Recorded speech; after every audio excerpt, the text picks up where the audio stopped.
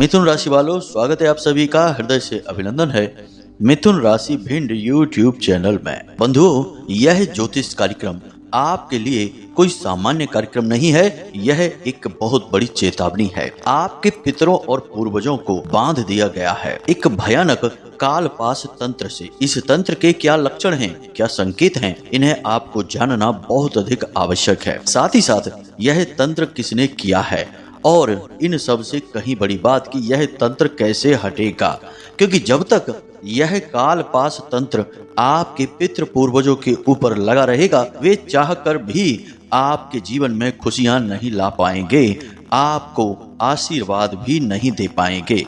फिर चाहे आप कितना ही उनके लिए पिंड दान तर्पण श्राद्ध पक्ष में कुछ भी करते रहिए, कुछ भी लाभ उन्हें प्राप्त नहीं होने वाला है और ना ही आपके जीवन में कोई खुशी, कोई बदलाव आने वाला है। अब यदि आपने हमारी बातों को हल्के में लिया और इस विषय की गंभीरता को नहीं समझा, तो फिर आपके जीवन में भयंकर से भयंकर परिस्थितियों का निर्माण होते देर नहीं लगेगी।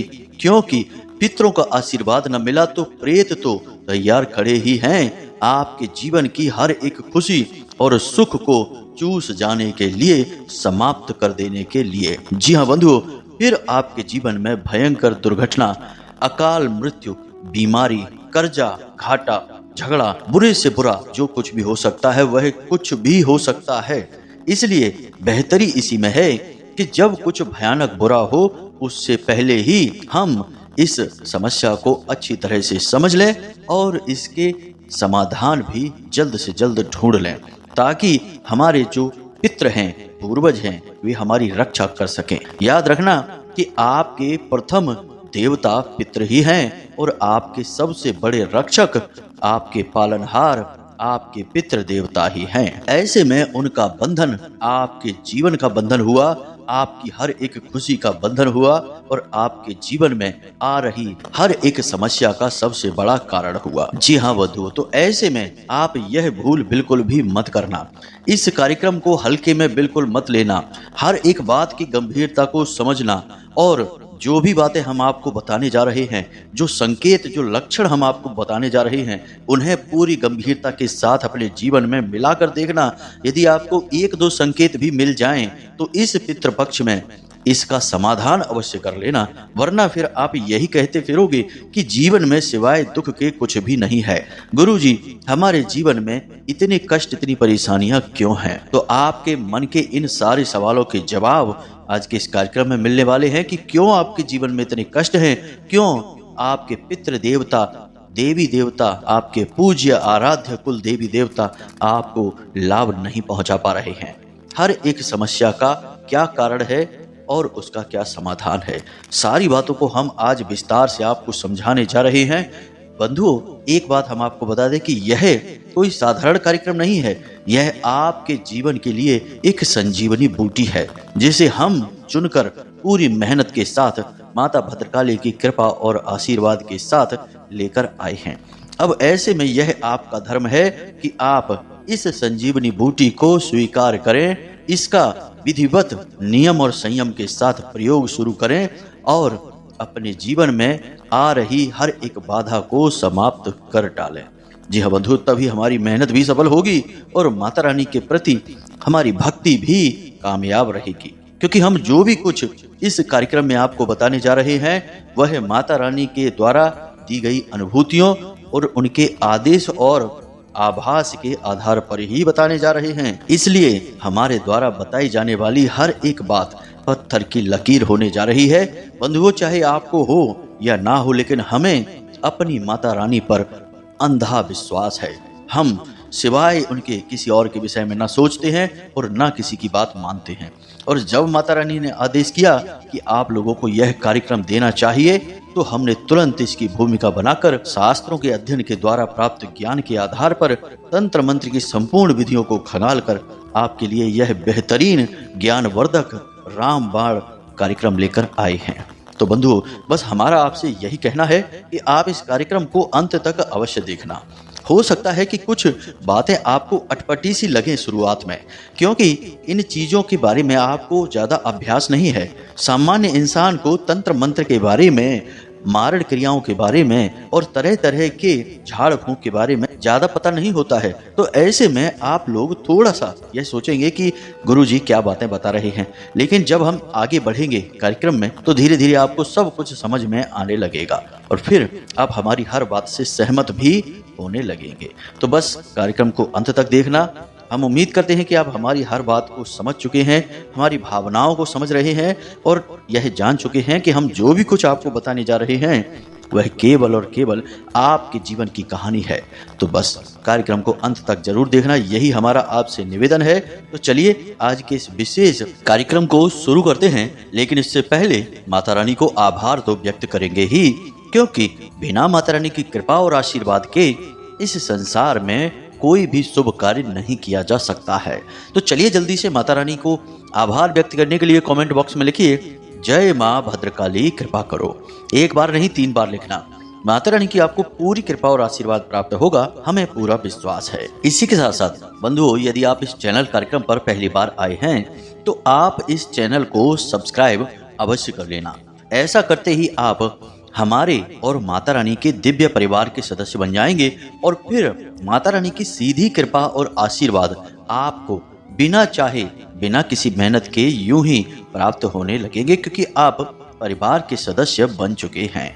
तो चलिए जल्दी से चैनल को सब्सक्राइब करिए, फिर आगे बढ़ते हैं। तो बंधुओं, अब ध्यान से सुनिए। तंत्र बहुत ही शक्तिशाली होता है। तंत्र के अंदर इतनी अधिक शक्ति है कि यह हरे भरे बट वृक्ष जैसे विशाल वृक्ष को भी कुछ ही समय में सूख जाने पर मजबूर कर सकता है, उसे जड़ से उखाड़ सकता है। किसी अच्छे खासे भरे पूरे परिवार में आग लगा सकता है, सारी खुशियों का नाश कर सकता है, अच्छे खासे बने हुए मकान को भी ध्वस्त कर सकता है। तंत्र की शक्तियों के बारे में जितनी बात की जाए उतनी कम है, लेकिन तंत्र के 2 मुख्य प्रकार होते हैं। एक सात्विक तंत्र होता है और एक तामसिक तंत्र होता है। सात्विक तंत्र केवल और केवल जीवन की रक्षा के लिए, जीवन की उन्नति और विकास के लिए, साथ ही साथ दिव्य शक्तियों की सीधी कृपा और आशीर्वाद को प्राप्त करने के लिए किया जाता है। और जो तामसिक तंत्र है, जिसे हम नकारात्मक तंत्र भी कह सकते हैं, यह उन्हीं शक्तियों के नकारात्मक रूप को जागृत करता है। वैसे हम यहाँ पर आपको बता दें कि तंत्र के देवता भगवान भोलेनाथ हैं और तंत्र का सीधा संबंध भोले बाबा से ही है और किसी दिव्य शक्ति से नहीं। माता काली और भगवान भोलेनाथ तंत्र के भगवान हैं, तंत्र की देवी हैं। तो अब असल में यहाँ पर हम नकारात्मक तंत्र यानी पितृ बंधन के विषय में बात करने जा रहे हैं। अब सोचने वाली बात यह है कि इस प्रकार के बंधन कोई क्यों करेगा? तो सीधी सी बात है कि जिसे किसी से समस्या होगी वही तो यह करेगा, और जिसकी पहुंच भी इस प्रकार के तांत्रिकों के पास होगी। अब हम आपको बताएं कि इस संसार में आपसे जलने वाले लोगों की कोई कमी नहीं है। आपके हर एक अंदाज, आपकी हर एक चाल व्यवहार, आपकी जीवन शैली, हर एक चीज से लोग जलते हैं। और सबसे बुरी बात आपके जीवन में जो है वह यह है कि आपके जलने वाले, आपके शत्रु कोई बाहर के लोग नहीं हैं, अपने ही हैं। आपके अपनों में ही शत्रु छुपे हैं जो कई प्रकार की क्रियाएं आपके ऊपर करवाते रहते हैं। अब हो सकता है कि आपको हमारी यह बात सुनकर थोड़ा सा अटपटा लग रहा हो, अजीब लग रहा हो, लेकिन ये बात आज के समय की सच्चाई है। बंधुओं, कई ऐसे लोग हमने देखे हैं जिनके जीवन में भयंकर मारण क्रियाएं की गईं और उनका जीवन पूरी तरह से विनाश लीला का शिकार हो गया। और अंत में जब देखा गया, उनकी संपूर्ण तांत्रिक कहानी को अच्छी तरह से समझा गया और साधनाओं के माध्यम से पता लगाया गया, तो पता चला कि उनका शत्रु जिसने यह तांत्रिक क्रिया की थी वह तो उनके परिवार का सदस्य ही निकला। तो आज के समय में यह कोई बड़ी बात नहीं है कि कोई अपना ही किसी को किसी भी हद तक प्रताड़ित कर सकता है, पीड़ित कर सकता है। तो आपको अब यहाँ पर क्या करना है इसे समझिए। यह सब तो चलता ही रहता है। लोग नजर लगा देते हैं, क्रियाएं कर देते हैं, कुछ नहीं तो बातों से ही चोट पहुंचाने की कोशिश करते हैं। यह तो समाज का आज का नियम बन चुका है।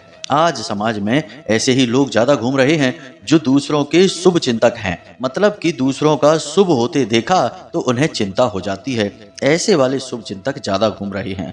तो अब इनके विषय में फिलहाल हम बात नहीं कर रहे हैं, हम आपके पितृ बंधन के विषय में बात कर रहे हैं। तो अब यहाँ पर हम आपको सबसे पहले तो संकेत बता रहे हैं, यानी लक्षण, जो आपको यह समझने में मदद करेंगे कि आपके पितरों का बंधन हुआ है। साथ ही साथ हम आपको पितृ बंधन मुक्ति के कुछ शक्तिशाली उपाय भी बताएंगे, जिससे आपके पितृ बंधन मुक्त हो जाएंगे और आपको शुभता का आशीर्वाद भी देंगे। इसलिए अब सारी बातों को ध्यान से समझना। तो पितृ बंधन का सबसे बड़ा और सबसे प्रमुख संकेत यह है कि आपको रात्रि के समय 11 बजे से 1 बजे के बीच में बेचैनी का एहसास होगा। अच्छी तरह से नींद नहीं आएगी। पहली बात तो आप सो ही नहीं पाएंगे।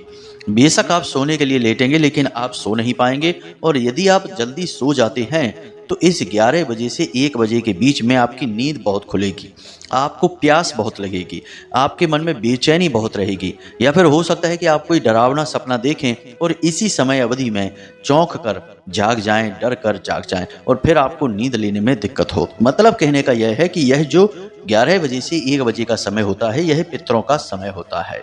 अब इस समय में आपके जो बंधे हुए पितर हैं, वे आपसे मानसिक तौर पर संपर्क करने की कोशिश कर रहे हैं और इस चीज का आपकी आत्मा को एहसास हो जाता है। आपकी आत्मिक ऊर्जा इसे महसूस कर लेती है तो वह बेचैन हो उठती है, आपको सोने नहीं देती है। इसका यही कारण है। दूसरा कि आपके घर में किसी भी प्रकार का मांगलिक और धार्मिक कार्य नहीं हो पाएगा। आप खूब सोचेंगे कि हम किसी तीर्थ यात्रा पर जाएंगे या हम घर में कोई अनुष्ठान कराएंगे, कोई पूजा पाठ कराएंगे, अखंड रामायण या सत्यनारायण की कथा कराएंगे। तमाम सारी चीज़ों के बारे में आप सोचेंगे, लेकिन आप कुछ भी करवा नहीं पाएंगे। छोटी से छोटी पूजा भी आप अपने घर में करवा नहीं पाएंगे। कोई ना कोई विघ्न बाधा आ ही जाएगी, यानी कोई भी पवित्र धार्मिक मांगलिक कार्यक्रम आपके यहाँ हो ही नहीं पाएगा।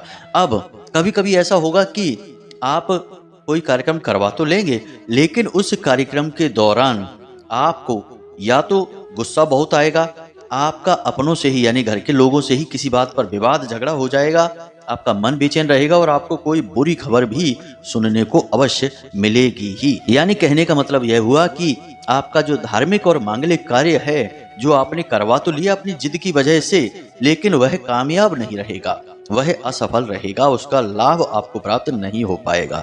यह सबसे बड़ा संकेत है। इसी के साथ साथ तीसरा संकेत, आपके घर की संतान है। आपके घर में या तो संतान का सुख ही नहीं प्राप्त हो पाएगा आपको, यानी संतान उत्पत्ति ही नहीं होगी, और यदि संतान हो भी जाएगी तो वह बीमार रहेगी, बहुत अधिक कमजोर होगी, बहुत अधिक दिव्यांग होगी, और या फिर हो सकता है मंदबुद्धि हो। इसी के साथ साथ यदि कोई बाधा नहीं है, सब कुछ सही है, तो वह संतान बहुत ही मनमौजी हो जाएगी, आपकी कोई बात नहीं सुनेगी, जो उसके मन में आएगा वह करेगी। और जब आगे समाज में वह बढ़ेगी, यानी उम्र उसकी बढ़ेगी, तो वह आपके मान सम्मान और इज्जत का भी कोई ख्याल नहीं करेगी, आपका तो किसी भी कीमत पर सम्मान नहीं करेगी। यह बहुत बड़ा संकेत है। अब एक संकेत और है, इसे भी आप समझिए कि दुर्घटनाएं होंगी, बुरी खबर होगी या किसी प्रकार की नकारात्मक सूचना आपको प्राप्त होगी, जिसे जानकर आप बहुत परेशान हो जाएंगे। और ऐसी सारी सूचनाएं या दुर्घटनाएं या गलत घटनाएं जो होनी नहीं चाहिए, जिन्हें हम अनहोनी कहते हैं, ऐसी घटनाओं की जो खबर आएगी वह दक्षिण दिशा से ही आएगी। मानकर चलिए कि आप अपने जहां भी घर में आप रहते हैं, जो आपका घर है, आपको अगर दुर्घटना होगी या कोई हादसा होगा, कोई चोट लगेगी, आप गिरेंगे किसी मशीन से या कुछ भी आपके साथ होगा, तो वह दिशा आप देखना दक्षिण दिशा ही होगी। या आपके घर के किसी सदस्य के साथ कुछ ऊंच नीच होगी तो वह दिशा भी दक्षिण दिशा होगी। आपको कोई बुरी खबर, नकारात्मक खबर मिलेगी तो वह भी दक्षिण दिशा से ही आएगी। यह निश्चित है, क्योंकि दक्षिण दिशा ही यम की दिशा है, पितरों की दिशा है। अब कुछ और संकेत हैं, इन्हें भी आप समझिए।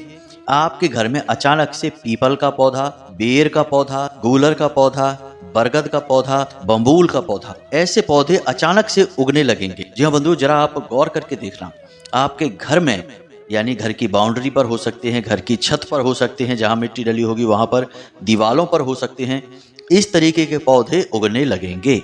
यह भी इस बात का संकेत है। साथ ही साथ नौकरी में, कारोबार में बहुत अधिक हानि होने लगेगी।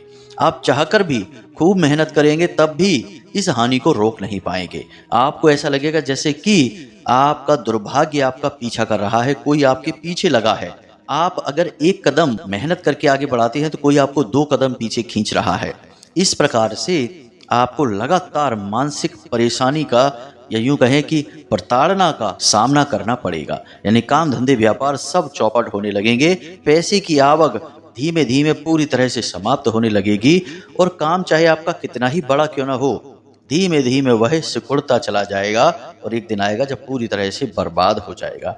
बंधु, हमने बहुत सारे लोग ऐसे देखे हैं जो बड़े बड़े उद्योगपति, करोड़ों का जिनका कारोबार था, जब उनके साथ ऐसी क्रियाएं हुई कि उनके घर का, उनके काम धंधे व्यापार का और पितरों का किसी ने बंधन कर दिया, तो उन्होंने सब कुछ होते हुए भी, खूब प्रयास करते हुए भी अपने काम धंधे व्यापार को बचा नहीं पाए, पूरी तरह से समाप्त हो गए, मिट्टी में मिल गए। तो आप इन बातों को हल्के में मत लेना। अगर इतना कहने के बाद भी आप इन सब चीजों को विश्वास नहीं करते हैं और इन्हें या तो मजाक समझते हैं या हल्के में लेते हैं, तो यह आपकी समस्या है। किसी दिन जब इन चीजों से सचमुच में सामना हो जाएगा तो फिर आप चाहे जहां रोते हुए घूमना, कोई आपकी मदद नहीं कर पाएगा, क्योंकि अब पछताए होत का जब चिड़िया चुग गई खेत। जी हाँ बंधु, तो सावधानी सबसे ज्यादा जरूरी है। बाद में इलाज का क्या पता होता भी है कि नहीं, या फिर इलाज काम करता भी है कि नहीं। तो हम बीमारी के आने का इंतजार क्यों करें, हम पहले ही सावधानी क्यों ना बरतें, लक्षणों और संकेतों को क्यों ना पहचानें और उन संकेतों का और लक्षणों का इलाज करके पहले ही, बीमारी फैलने से पहले ही अपना उपचार क्यों ना कर लें। यही हमारा प्रयास है कि आप अभी इन संकेतों को समझ जाइए। परेशानियां यदि ऐसी आपके जीवन में हैं, कुछ संकेत भी यदि आपको मिल रहे हैं, तो उन संकेतों का उपचार कर लीजिए। हम आपको बहुत शक्तिशाली उपाय भी आगे बताने जा रहे हैं, उसे कर लीजिए। इससे आपके पितृ बंधन मुक्त हो जाएंगे। किसी भी प्रकार का और बंधन आपके ऊपर लगाया गया है, उससे भी आप मुक्त हो जाएंगे और भविष्य के लिए भी कोई आपको बंधन नहीं लगा पाएगा। हम ऐसी कुछ विशेष सावधानियां भी आपको बता देंगे जिन्हें आपको जीवन भर बरतना है, तो आपके ऊपर किसी भी प्रकार का कोई बंधन कर ही नहीं पाएगा। जी हाँ बंधु, तो सारा कार्यक्रम आपको देखना है। बहुत जरूरी ज्ञान की बातें आज हम आपको बता रहे हैं। तो अब अगला संकेत देख लेते हैं। यह संकेत भी आपको अक्सर देखने को मिलेगा।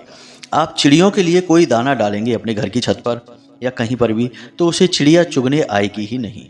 आपने कुत्ते को यदि कोई भोजन दे दिया, यानी गली में घूमने वाले कुत्तों को आपने कुछ खाने के लिए दे दिया, तो वह खाएगा नहीं। गाय को रोटी यदि आप देंगे तो वह खाएगी नहीं। यानी कि जानवर जो पितरों से जुड़े हुए हैं, वे आपके भोजन को, आपकी भेंट को स्वीकार ही नहीं करेंगे। अब वैसे संकेत तो और भी बहुत सारे होते हैं। संकेतों के बारे में ही यदि बात करें तो घंटों हम बात कर सकते हैं, लेकिन जो मुख्य मुख्य संकेत हैं हमने उन्हें आपको बता दिया है। अब यदि इनमें से आपको एक दो संकेत भी अपने जीवन में दिखाई देते हैं तो आप सावधान हो जाना।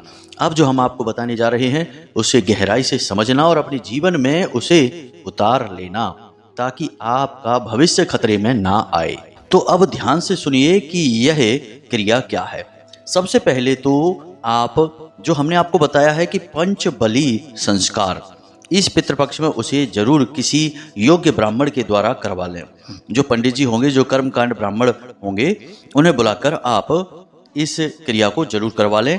इससे आपके पितृ बलिष्ठ हो जाएंगे, ऊर्जावान हो जाएंगे, और जब पितृ ऊर्जावान हो जाएंगे तो फिर बंधन उनके अपने आप ही कमजोर होने लगेंगे। देखो, समझने वाली बात यहाँ पर यह है कि तांत्रिक जो बंधन होते हैं उनकी काट तांत्रिक के पास ही होती है और उसी तांत्रिक के पास होती है, या फिर कोई बहुत ही महान महातांत्रिक आ जाए जो किसी विशेष तंत्र की काट कर सके। यह बिल्कुल वैसा ही है कि जिस सांप ने किसी को काटा और उस काटे का इलाज उसी सांप के जहर से होगा। जी हाँ बंधु, तो बिल्कुल वैसा ही तंत्र में होता है कि जिस तांत्रिक ने वह तांत्रिक क्रिया कर दी है, तो या तो यह पता चल जाए कि किस विशेष तांत्रिक क्रिया के द्वारा बंधन किया गया है, या फिर वह तांत्रिक स्वयं चाहे तो इस बंधन को काट सकता है। तो अब यहाँ पर यह समझना बड़ा मुश्किल होगा कि भाई किस प्रकार की तांत्रिक क्रिया की गई है। हजारों लाखों प्रकार की तांत्रिक क्रियाएं होती हैं। अब जो हमने आपको बताया है कि कालपास, तो पितरों को बांधने के लिए कालपास का प्रयोग किया जाता है, लेकिन इसकी भी प्रयोग विधियां बहुत तरह से होती हैं। अलग अलग चीजों के माध्यम से यह प्रयोग किया जाता है। तो अब यहाँ पर दूसरा रास्ता यह है कि जिसके ऊपर बंधन किया गया है उसकी सकारात्मक ऊर्जा को इतना बढ़ा दिया जाए कि बंधन अपने आप ही कमजोर हो जाएगा और एक दिन टूट जाएगा।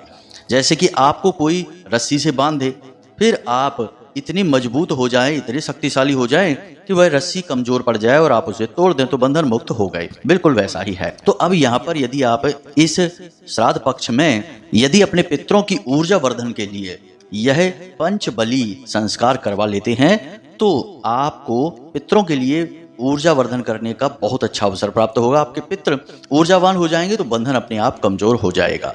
इसी के साथ साथ हम आपको कुछ और चीजें भी बता देते हैं जिन्हें आपको अपने घर के 4 कोनों में रख लेनी है। इससे भी सारे बंधन किसी भी प्रकार के जो आपके पितरों पर किए गए हैं वे समाप्त हो जाएंगे। कारण इसका यह रहेगा कि आपके घर में क्यों रखना है इसका, कि आपके पितृ पूर्वज जो हैं वे इस पितृ पक्ष में आपके घर में ही भ्रमण कर रहे हैं। हमने आपको कल के कार्यक्रम में भी बताया था कि पितरों के जो अधिपति हैं आर्यमा, वे सभी पितरों को यह आदेश देते हैं कि आप लोग अपने कुल अपने खानदान में जाइए और अपने वंशजों के जीवन को देखिए, उनके द्वारा दिए गए भोजन को ग्रहण करिए और ऊर्जा को ग्रहण करके वापस आइए। तो इसलिए जैसे ही पितृपक्ष प्रारंभ हो जाता है, पितरों की ऊर्जा आपके घर में नित्य सदा विद्यमान रहती है।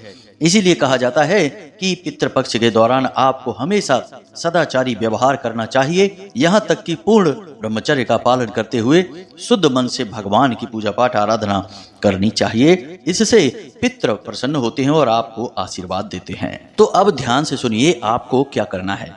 आपको अपने घर के लिए एक रक्षा कवच बनाना है और यह रक्षा कवच ऐसा है कि हर प्रकार की नकारात्मक ऊर्जा और बंधन को काट डालता है, समाप्त कर देता है।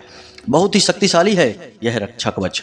जब आपके पितृ पूर्वज आपके घर में प्रवेश करेंगे तो उनके ऊपर भी किसी भी प्रकार की तांत्रिक क्रिया, काली क्रिया, बंधन आदि कर्म किया गया है तो वह भी अपने आप समाप्त हो जाएगा। और आपके घर में भी यदि किसी प्रकार की कोई क्रिया है, नकारात्मक ऊर्जा है तो वह भी दूर भाग जाएगी। यानी देखा जाए तो एक पंथ 2 काज होने वाले हैं। तो अब इसे जरा आप ध्यान से सुनिए। घर के 4 कोनों में आपको 4 पोटलियां बनाकर रखनी है। 4 पोटलियां बनाने के लिए आपको सफेद रंग का कपड़ा चाहिए जिसे आप 4 भागों में बांटेंगे, क्योंकि पोटली उसी कपड़े की बनेगी। कपड़ा कोरा होना चाहिए और सूती होना चाहिए। अब आपने कपड़ा ले लिया।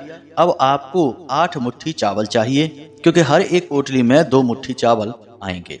इसी के साथ साथ आपको 8 हल्दी की यानी काली हल्दी की गांठें चाहिए। हर एक पोटली में 2-2 काली हल्दी की गांठें आएंगी। इसी के साथ साथ आपको 8 गोमती चक्र भी चाहिए, यानी कि हर एक पोटली में 2-2 गोमती चक्र आप रखेंगे। इसी के साथ साथ हर एक पोटली में 1-1 लौंग का जोड़ा भी आप रखेंगे। और सबसे अंत में आप तुलसी की 1-1 पत्ती रख देंगे।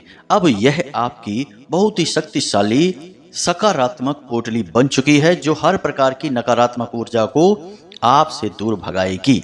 अब आपको यह करना कैसे है, आपने किसी भी दिन पितृपक्ष में ये 4 पोटलियां तैयार कर लेनी है। इन पोटलियों को लपेटने के लिए भी आप सफेद रंग का धागा ही प्रयोग करेंगे। अब आपने क्या करना है कि माता काली, माँ भद्रकाली, माँ बगलामुखी, माँ दुर्गे यानी माता रानी के किसी भी स्वरूप के पास आपको रात्रि के समय ये पोटलियां चारों रख देनी है। गाय के घी का एक दीपक जलाना है। इन पोटलियों के ऊपर थोड़ा थोड़ा गंगा जल छिड़कना है ताकि इनका शुद्धिकरण हो जाए। और उसके बाद इस मंत्र का उच्चारण करना है। संख्या की कोई सीमा नहीं है, बस आपको वहां बैठना है और दीपक शांत होने तक लगातार इस मंत्र का उच्चारण करते रहना है। कोई माला की आवश्यकता नहीं है। मंत्र कौन सा है, ध्यान से सुनिए। इसे नवाड़ मंत्र कहा जाता है। ओम ऐम ह्लीम क्लीम चामुंडाय विच्चय। इस मंत्र में माता की सभी शक्तियां समाहित होती हैं और यह हर प्रकार की नकारात्मक ऊर्जा को काटने के लिए बेहद शक्तिशाली मंत्र होता है।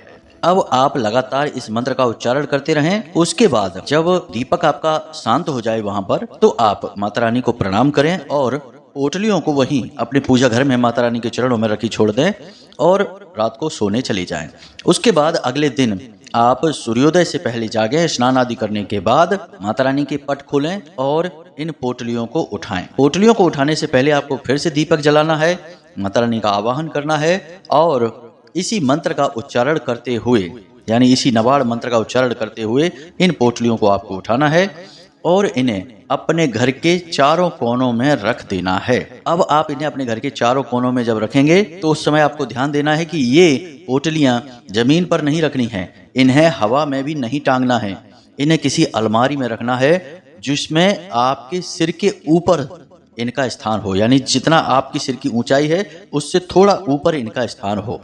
ऐसी किसी जगह अलमारी में आप इन्हें रख सकते हैं। चारों कोनों में आप इन पोटलियों को रखें और उसके बाद आपकी यह प्रक्रिया समाप्त हो जाएगी। जब आप इन्हें कोनों में पोटलियों को रख रहे हो उस समय भी मन ही मन आप इस मंत्र का उच्चारण करते रहें। इस प्रकार आपके घर का पूर्ण रूप से रक्षा कवच तैयार हो गया। हर प्रकार की नकारात्मक ऊर्जा की काट हो गई, पितरों के बंधन की भी काट हो जाएगी। पूरे पितृपक्ष आप इन पोटलियों को रखी रहने दें और उसके बाद जब पितृपक्ष समाप्त हो जाए तो आप इन पोटलियों को बहते हुए जल में विसर्जित कर दें। जी हाँ बंधु, याद रखें कि ऐसे स्थान पर इन पोटलियों को रखें कि ये ज़्यादा गंदी मैली कुचैली ना हो पाएं, साफ सुथरी ही रहें और इनके बारे में अधिक किसी से चर्चा ना करें। घर परिवार के लोगों को तो इनके बारे में पता रहेगा ही, लेकिन फिर भी ज़्यादा इनके बारे में किसी से बातचीत ना करें। बस यही नियम है, यही संयम है। आप इसे इस पितृपक्ष में अवश्य करें। इससे किसी भी प्रकार का बंधन आपके पितरों पर होगा वह समाप्त हो जाएगा। आपका जीवन भी बहुत ही सुंदर हो जाएगा, क्योंकि माता रानी की दिव्य कृपा और आशीर्वाद आपके जीवन में आना शुरू हो जाएगा। तो अब इन जानकारी का आप प्रयोग करिए और अपने अनुभव हमें अवश्य बताना। अब यदि कोई प्रश्न आपके मन में उठे तो आप कमेंट करके या व्हाट्सएप नंबर जो डिस्क्रिप्शन बॉक्स में दिया गया है उस पर मैसेज करके हमें प्रश्न पूछ सकते हैं। समय मिलने पर हम आपके प्रश्नों के जवाब आपको अवश्य देंगे। इसी के साथ साथ आज के इस वीडियो को विराम देते हैं। हमेशा हंसते रहिए, मुस्कुराते रहिए, सकारात्मक रहिए और भगवान पर आस्था बनाए रखिए और दिन में एक बार मंदिर अवश्य जाइए, क्योंकि आपका उद्धार तो भगवान की कृपा से ही होगा। बिना उनकी कृपा और आशीर्वाद के कुछ भी नहीं हो सकता है। तो प्रेम से बोलिए जय माई की, जय माँ भद्रकाली। माता रानी आपका कल्याण करेंगी। धन्यवाद।